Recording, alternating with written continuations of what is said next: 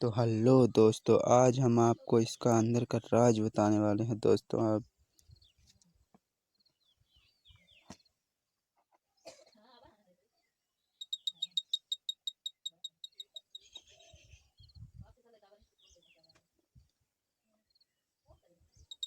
हम आज को इसको चला के दिखा देते हैं दोस्तों।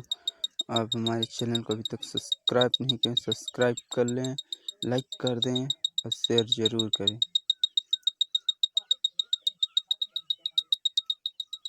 देखिए दोस्तों, आज हम आपको इसको खोल के दिखाने वाले हैं दोस्तों। इसके अंदर का राज बताने वाले हैं।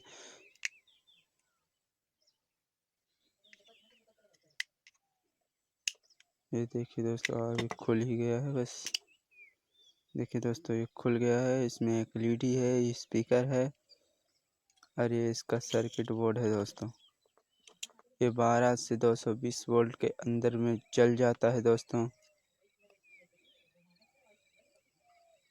ये एसी और डीसी दोनों में भी काम करता है दोस्तों।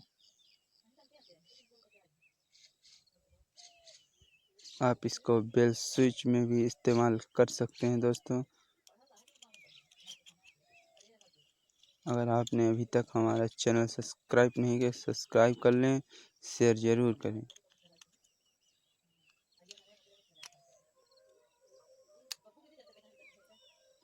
हम इसको फिट कर देते हैं। हमने इसको फिट कर दिया है। अब हम आपको इसको खोल के चेक करके दिखाते हैं।